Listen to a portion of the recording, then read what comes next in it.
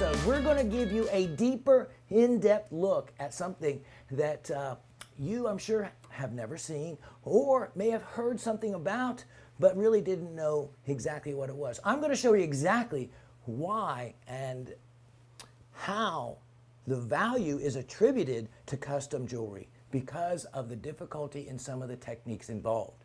Today's episode, we will demonstrate the process of spruing a completed custom carved wax to the base of a flask, and then the investment of that flask. A very unusual word. Many of you don't know that investment has another meaning. And we're going to show you exactly what that meaning is and demonstrate the meaning, because it's a noun and a verb. So be ready for a really educational segment on a process that very few ever master. If you don't get this part right, you will have a wax fail. And custom waxes that are hand carved and one of a kind are expensive, and you don't want that fail to occur. So let's get started, and I'll show you exactly how it's done. Okay, so we are color coded today by way of the different colors of the wax. Makes it easy for you to understand what is what, but each color wax actually has a different purpose and melting temperature. So we have used a blue wax to carve our custom made piece. This is a ring with a European style shank on the bottom, and that particular wax is in blue because it's a harder wax. It's good for detail. Next, behind us, we have the pink waxes. Those waxes we're going to use to attach to the base of our project wax, and then the base of that to our rubber bottom, and we'll show you that in just a moment. But they make a special wax. It's called a sticky wax. This is the white wax that you see here. That wax acts almost like a glue wax to bond the other ones together. Now what we'll be doing is putting a wider, what's called the sprue, and we'll be attaching it to this rubber base like so. And then what happens is our ring will go on top of that, and then the metal flask is placed around it, and we invest it, and we'll show you what that is all about in a moment. One of the most important steps before you do any of that is to complete the wax.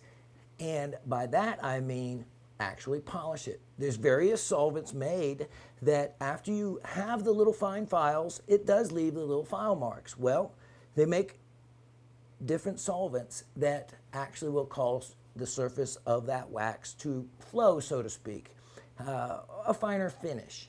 Now, that serves twofold purposes, and we're doing it right as we speak. I've already put the solvent on a lint-free white cloth and just gently rubbing it across every surface. That way what it does is it allows us to see any imperfections in the wax that may need to be filled at this point. And I actually see one, and we're going to fill that. And also, by polishing the exterior of the wax, it serves a real important purpose when we go to investing it. In other words, the process of filling the flask with investment, or what seems and looks like plaster of Paris. Reason being, the shinier the wax is on the exterior, the less chance you're going to have of air bubbles sticking to the wax. Remember, anything that is an air bubble will end up to be a gold bubble when it's cast. So you don't want that. Plus, it's longer afterwards to finish the gold piece after it's cast if it has these additional unwanted piggyback bubbles that are riding on that wax because they were able to stick to a coarser surface.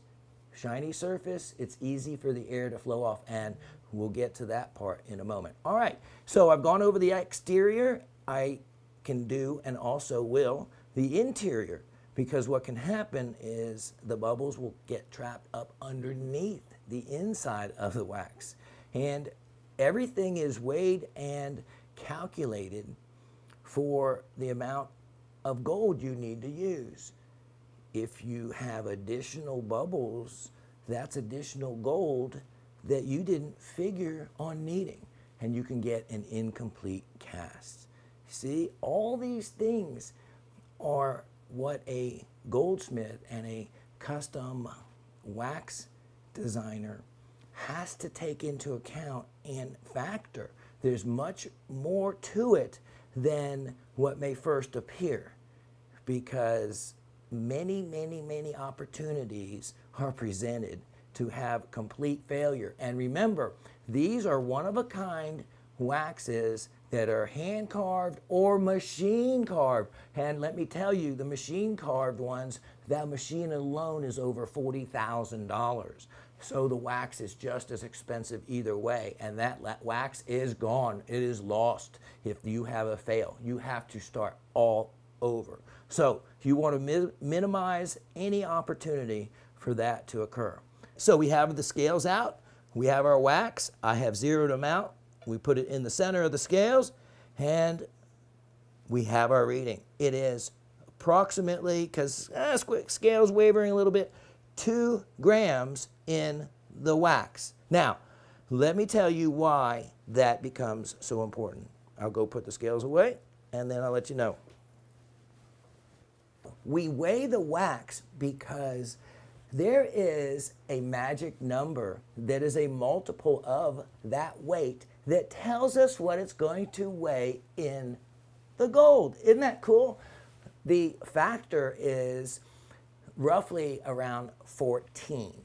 So if the wax, and I added about 10% for finishing, so if the wax weighs 2 grams, we need to make sure that we are casting, in other words, throwing at least around 28 grams worth of metal. Now remember, in a troy or metal ounce, there's 31.1 grams, not the one that we weigh sugar in the kitchen with. That's a different weight of 28.4 or so. So 31.1 grams. So if we're throwing 28 grams, that's almost an ounce of metal. Now, that also, though, provides for the sprue. And let me show you, and in the process, describe exactly what a sprue is. We want to make sure the center of this rubber base, where you can see some wax is already, is full and level. So, to do so, I have some of the pink wax, which happens to melt rather fairly quickly. And I just, you can see with the heat of the tip of that, it melts right down into the middle. And I just apply the wax up at the warm to hot part. It's definitely hot. You touch it, you will feel it, and it'll burn. And you can see just how quickly that melted and ran down the tip. And so here we have it, and that part is complete. It is level and full, and I'll show you why that's important.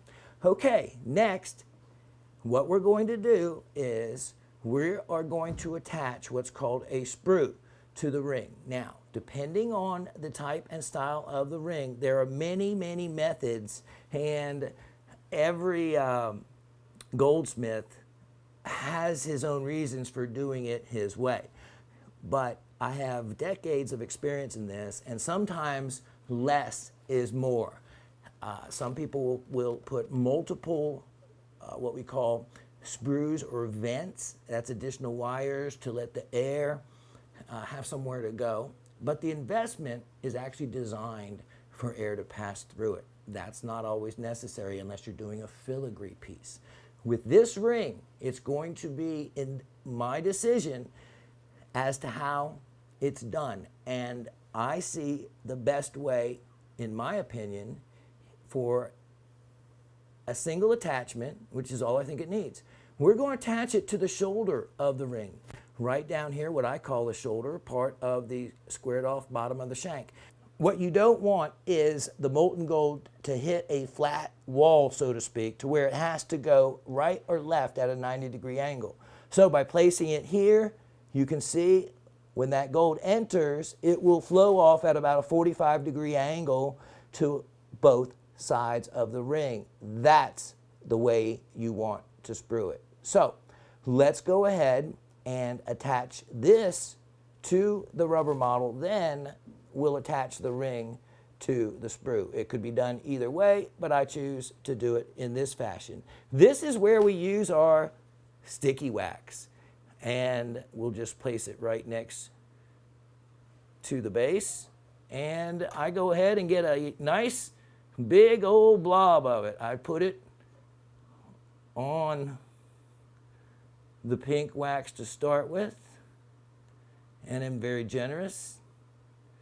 And then I'll put it onto the bottom of the pink sprue wax, and then I'll just kind of melt them together. It's kind of a blending of them all to where we get it to tack it, what's called tacking. You just kind of tack it in place. It's not complete, but you get it to the point and the angle that you want to permanently seal it. Now, we go ahead and we continue to apply wax around the base, and you want to do it in a matter and angle, again, thinking the entire time, if you were molten metal, you want the least resistance. So you want a cone-shaped base. And when we invest this, one of the worst things that can happen, and it has happened to me, is if I do not make this connection well, the process of investing, and you'll see how violent in a way that it is, will shake this off the base and it floats to the top, and the investment goes solid in 9 minutes. So it's quite a sad thing, and basically you have to start all over. All right, now here's the next part, and what I'm going to do is I'm going to create a little place to start where I will place the corner of the ring. Let's add some sticky wax to the surface again. And then here we go. Now, again, I just tack it. And you can see what I'm trying to do here. Let's put a little on the corner of this as well. I want that molten metal to hit the shoulder and the metal go off at 45-degree angles. I put some magnification on because this wax, I noticed, has a little area at the edge that I want to fill, and that can happen by the slip of a file, or even a fingernail can create a little indentation. So I'm just going to take a little. It's better to have a little more than a little less, because you'd have to grind away more of the ring and making it thinner if you did not fill in any of the little gaps. So I'm not going to get fancy about that, and I'm not going to file it back. I'm just going to smooth it and add to it. And as you can see, that wax just stuck right along the edge where I wanted it. Okay, so we have pretty much completed the spruing process here, and I'll show you what I've done. And if you'll notice, you have pretty much a cone shape to the base, again allowing the gold to flow in the direction you want it. And then I'm using magnification to make sure I fill in every little connecting point, because if not, it'll fill with investment, and then it'll be an incomplete cast and you'll have a gap in the shank. So I'm just going to make sure that doesn't occur by looking at it under magnification. That's my excuse for eyes not quite so well. Okay, so as you can see, I've developed a cone shape so that when the gold enters, it's not slammed into a flat wall, so to speak. It is made to flow upwards and to the side as well. Then also, I've added additional wax to the exterior and a little bit to the interior as well, because when we go to finish it, you lose a little bit, and better to have, again, a little more than less. What you see before you are all the needed pieces of equipment and materials to complete the next step. We have our sprued model, and what we're going to do next is we're going to place the flask around the model. And you just don't want to do this so that you don't bump the wax. It is made to fit tightly, but easily. And you want to press it all the way down, firmly against the base of the rubber. And you can see, there it is inside. Now, you always want to make sure the wax does not come within ½ an inch of the top, and you want to make sure that there's at least ½ an inch on either side of it for proper venting of the air. Now, because in the end, we're forcing gold into the negative cavity after that wax is burnt out in an oven. So that's why these steps are so critical, and it takes a very knowledgeable goldsmith to know the right steps to take to get that expensive wax completed correctly. All right, now next we have the formula. The formula relates to the amount of investment. Now here's that word I talked about. Here is, in the custom goldsmithing trade, what we call investment. It is a really, really fine powdered plaster Paris type mixture, but it is designed for high temperature casting, and it is also designed to allow air to pass through the substance. The mixture for this particular type of investment of water to the material at hand is 2.5 to 1. So we're going to get 100 milliliters of water and 250 grams of investment. It goes straight into the mixing bowl, and what appears like an overflow is pretty much the way it's made for exactly what we're doing. One flask here, and it's kind of like making a dough. You have to reach a certain consistency irregardless of the ratio. And I wanted to make sure that I have enough to get to the top of it. You have overall time of 9 minutes with this particular investment. And you can see what looked like was going to take a lot more water actually doesn't. It's kind of like making a dough. All of a sudden it's like, well, how did that end up to be that viscous? I have the expensive, what they call the vacuum investment casting machine, and it will pull a perfect vacuum on this material, pulling all the bubbles out of it. It's a whole nother process and step that, listen, the old, just simple, vibrating piece of equipment you can get, look at the bubbles coming to the surface. It's just like making pancakes, knowing when they're done, when the bubbles come to the surface. And this is simply what this machine is doing is removing the air. Every one of those bubbles would be gold, trapped, if they were not removed. That is air that during mixing became blended in throughout the investment. And we want to remove as much of that air at this stage as possible.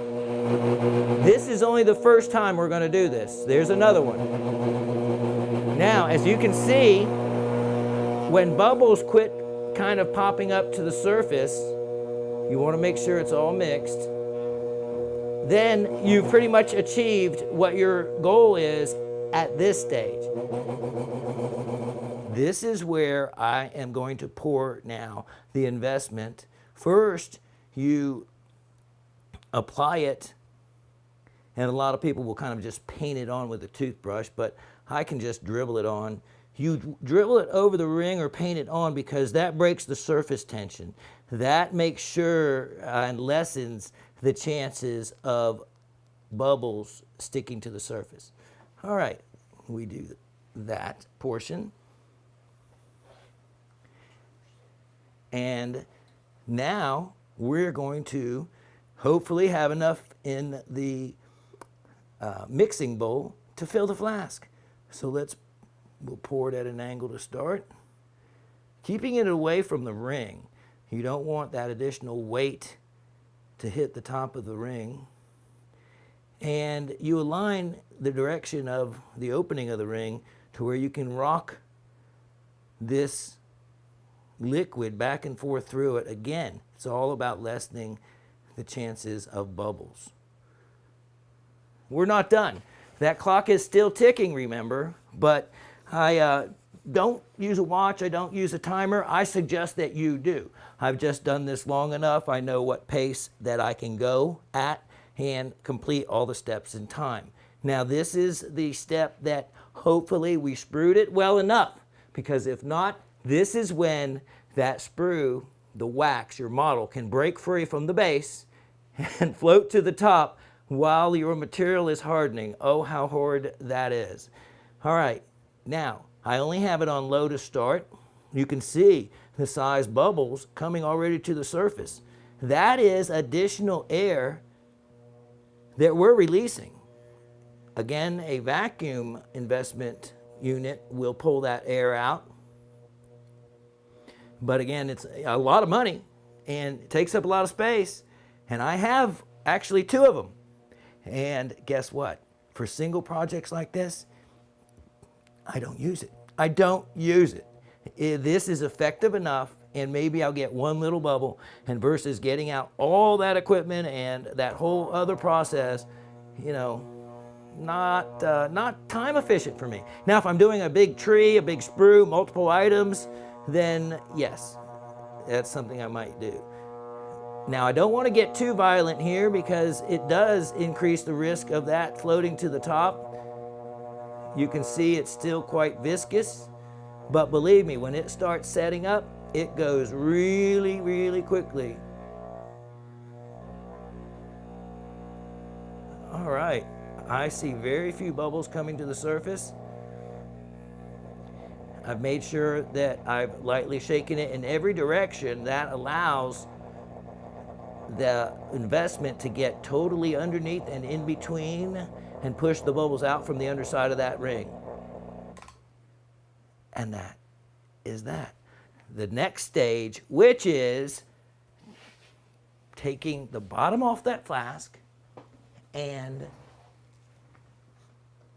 because that's what we do, we would peel the bottom off. It's solid, remember, and then you can look in and see the wax. From that point, you take the flask, you put it in your oven, and in a special oven, and there's a 6-hour burnout routine that you follow, going up to as high as around 1300 degrees, and a cool down period, and the casting step at, depending on whether you use yellow or white gold, around 900 degrees. So you take your flask out of the oven at 900 degrees, after that wax is totally dissipated and burnt out. The nice thing about these waxes and carbon-based things, it leaves absolutely no residue. So that means, and I'll bring it and show it to you next week, I took a dead wolf spider. I've taken dead rhinoceros beetles, and you can actually create silver or gold versions. Scorpions, I've done many of from them. So you're going to get to see just how the entire process is done. And the next step will be the burnout of the flask and then centrifugally forcing gold into that cavity. Thank you for joining me in a really, for me, exciting episode of the How Do You series and showing you some of the complications and technique and methods that are involved in 2 very important steps to making those custom pieces of jewelry for you. Look forward to seeing you next time.